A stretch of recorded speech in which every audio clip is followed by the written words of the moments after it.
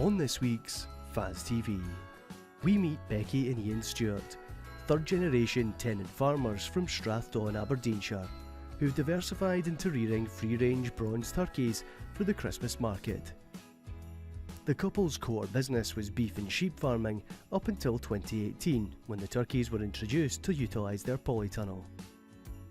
Raised in the fields of Donside, Ledmacoy turkeys are free-range, slowly matured, with Becky and Ian priding themselves on the highest turkey welfare and husbandry standards, and are both committed to giving their turkeys plenty of space to roam, forage and express their natural behaviour.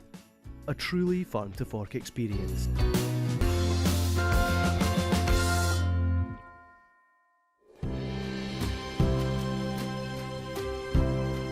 We're farming here at Ledmacoy, roughly 700 acres.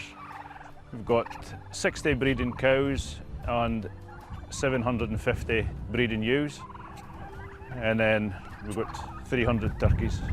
We're third generation farmers, and we took over the running of the farm from my dad in 2015, and it was just at that time we put up the 2 polytunnels as well, and we just were thinking of ways to use them to get the best use out of them, so we decided we'd go into rearing turkeys for the Christmas market.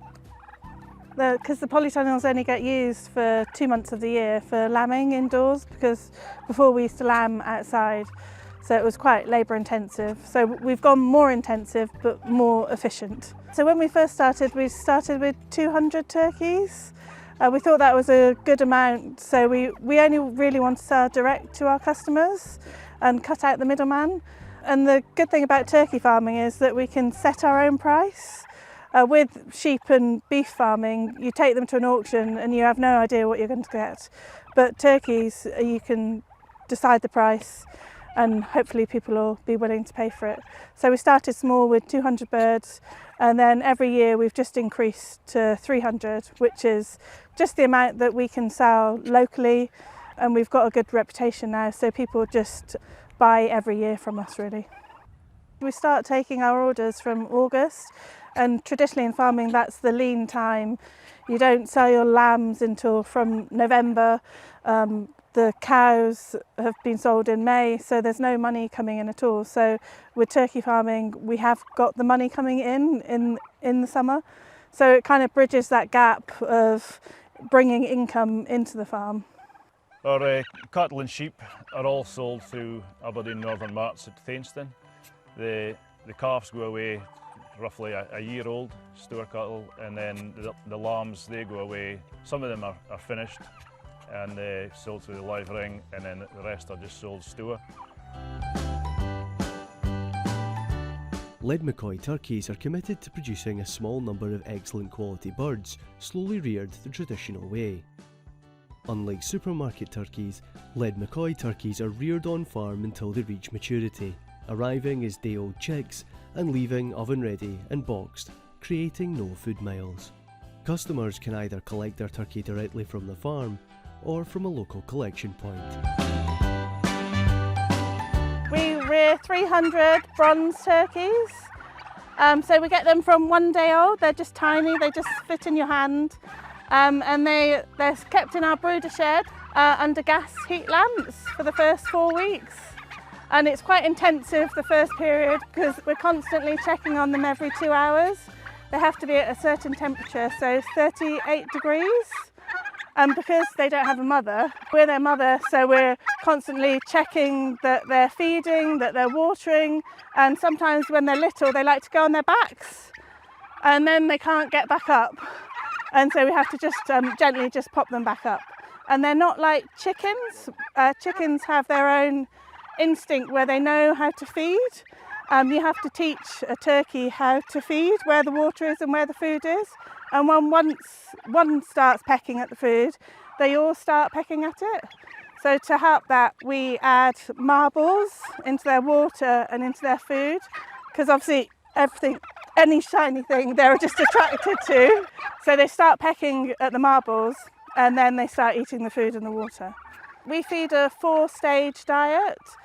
And because we're a golden turkey farmer, it has to contain a certain percentage of cereal and additives, and it's very controlled as to what we can feed them.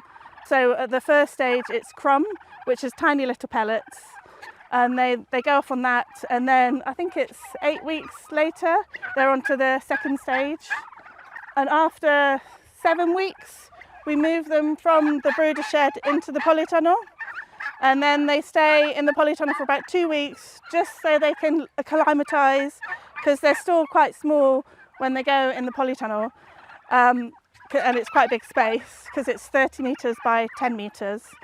And they stay there for a few weeks, and then from 8 weeks old we just let them free range here, and they can just come and go whenever they want. We rear higher welfare turkeys, so they're free range, so they've got all this paddocks that they can just come and go. We don't shut them in at night, they just come and go when they want. They actually prefer it when it's nice and calm like this. They don't like wind, they don't mind rain or snow, but they don't like too much snow like there was last week. And it's just nice. They can forage, they eat the grass. If you can see how short the grass is here compared to the grass on the other side, they're good lawn mowers, and they love eating bugs. And we also feed them windfall fruit. So our customers donate their windfall apples, plums, pears, whatever it is, and we just chop it up and then just scatter it on the ground, and it really just enriches them. It gives them something to peck at and something else to enjoy apart from all the bugs. We decided to go for bronze turkeys because they're traditionally reared. We wanted to go for the higher end of the market because obviously bronze turkeys are a premium product. They're grown compared to a supermarket turkey, which is only reared for 10 or 12 weeks. Our turkeys are reared for 26 weeks, which is obviously double the time and double the cost to produce. They're all bronze turkeys, but we've got 3 different strains, so we can get a wide selection of box weight at the end. So most of them are girls. You can see the girls, these are hens here, and this is a tom here because it's showing up his feathers and showing off to all the other boys and the girls. And most of them are girls, so we've got about 175 girls, and then we've got 75 of a tiny breed that should only grow to 4 or 5 kilos. Most people, when they buy a turkey, they're only cooking for 12 or 14 people, so they would like a 5 or 6 kilo turkey. But we also offer turkey crowns. So for turkey crowns, you need a slightly bigger turkey as well. So once you've butchered the legs off, you've got a 2 or 3 kilo turkey. And then we've got some super, you can see these are the bigger turkeys. So they'll be about 9 or 10 kilos when they're boxed. And obviously that's for people who are having 20 to 26 people around for dinner. Once they arrive, when they're a day old, they don't leave the farm until they're boxed and going to the customer. Everything is done by Ian and I. They're really a game bird, so you need to hang a turkey to make the most out of your turkey. So we hang them for 10 days, and then from the 18th of December we start processing them, and that's just done by Ian and myself and 2 other people as well. So it's just really a family operation of just us kind of doing everything to do with them.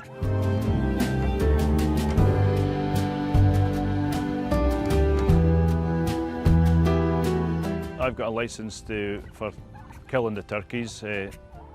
So the whole process is done on farm. It's less stress to the birds. They don't have to move from here to an abattoir, and everything's done on farm. So they're killed all humanely, and then they're left to hang for at least 10 days in our fridge. And then after that, they're processed on farm as well. Everything's done here, processed and boxed, ready to deliver to the customers. So it takes about 3.5 days to process 300 birds.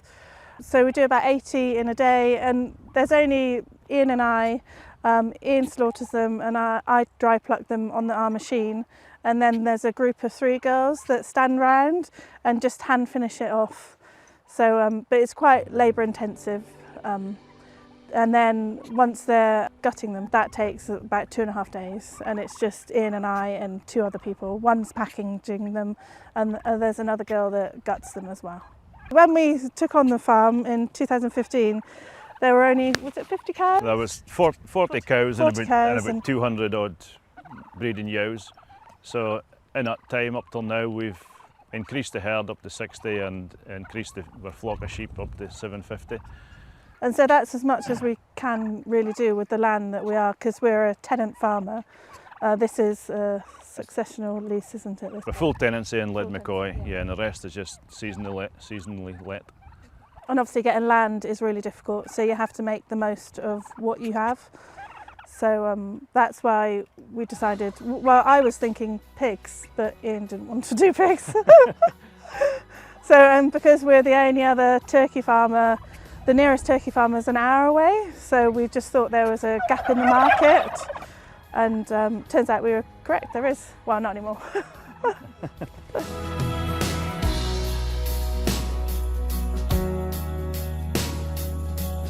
So we decided to become a Golden Turkey member because of the provenance. There's only about 40 or 50 farming Golden Turkey members in England and Wales and Scotland, and we're only the 2nd member in Scotland. And we did it to stand out. We get independently inspected every year, which is a requirement of being a Golden Turkey member. And we obviously have to follow a strict code of conduct. So there's a certain percentage of cereals that we have to feed our turkeys, no extra antibiotics and things like that. So there's a big list that we have to follow, and it just makes us stand out from our competitors, and it can reassure our customers that we're providing the highest welfare conditions. And given our turkeys are really loved. We really enjoy having them here. We want the best for them, and we do everything that we can for them to make this amazing project that we have. Every year we apply to the Great Taste Awards, and we post our turkey down to England, and it's a group of judges who don't know who your product is, they're just trying the turkey. So every year that we've entered, we've won Great Taste Awards for our turkeys, and it just makes us stand out from the competition. The top judges have blind tested our turkeys and said that they excel. It's really difficult to even get 1 star, let alone 2 stars. So every year we've received stars for our turkeys, which is amazing. Because we're 1,200 metres above sea level here, and you've got a lovely landscape of being in the glen, it does make, I think the higher altitude does help with the taste and the flavour, and the turkeys really enjoy the fresh air and the quality of life and all the different elements that they have to offer, well, that we have to offer anyway. Our turkeys are different to a supermarket turkey. A supermarket turkey would be wet plucked, and ours are dry plucked. And so because ours live for double the length, they have a layer of fat. So when you see a plucked turkey, you just see huge pockets of fat. So when you cook that turkey in the oven, they cook like a 10-kilo turkey would cook in 3 hours. Most people would say, if they've not had our turkeys before, I don't like the taste of turkey, it's too dry, there's no flavour. But they haven't actually tried proper turkey that has been grown to full maturity. Once they're in the oven, it's self-basting. You don't need to take your turkey out and baste it with oil or butter or shove bacon on it. You just shove it in the oven and have a glass of wine and just enjoy yourself. You don't have to do anything, it does everything for you. And then you just take it out, and the most important thing to do is to rest your turkey. You have to rest it for at least an hour without foil, and then it will be so succulent and juicy. So if I was to encourage someone who's never bought a free-range turkey to buy one, I would say, I know they do cost a lot more money than a supermarket turkey, but once you've tasted one of our turkeys, you can't go back to a supermarket turkey, because the taste is far superior, and the flavour and the juiciness, it won't be dry, you'll enjoy it, but you do have to make the most of your turkey. turkey's not just for Christmas Day, you have to eat it for Boxing Day and the next day. I would personally say leftovers are the best bit of Christmas, and especially turkey leftovers. So they are good value if you're going to eat it, not just on Christmas Day, but it's so easy to use the leftovers. On our website, we've got a recipes page, so it gives you some really good leftover ideas. You can make curry and just chuck it in the freezer for another day, or turkey sandwiches. And then before you know it, after 2 days, your turkey's gone and you're upset because you've eaten it too quickly. I try and provide the best customer service there is. We tend to go above and beyond for our customers. We know that going to a supermarket is easier for customers, but you're not going to get the provenance of buying from a family farm. You've got the traceability of we've reared it, we've looked after this, we know what we fed it, we've slaughtered it, we've gutted it, we've boxed it, we've kept it in the fridge, and we've delivered it to you. We try and make it easy, so we go to all the different villages and we have free collection points, so customers come and meet us there and deliver the turkeys to them there. Or people come to our farm and we provide mulled wine and turkey-shaped shortbread, and you can have a little chat and see the ponies and the goats and look in the shed and see the cows. So it's an experience of, some people have never been to a family farm, so it kind of gets people to understand where their food's from, and that there's actually a person and a family behind producing that meat, which I think is really important. Along with their successful enterprise of rearing free-range bronze turkeys, the Stewarts have also diversified into tourist accommodation, with a shepherd's hut being lovingly designed and built on the farm. In lots of farms around here, you see abandoned railway carriages, and I wanted to buy an abandoned railway carriage and do it up, but Ian said that that was not a very good idea and he wanted to just build it from scratch. So we built it ourselves with the help of a local joiner.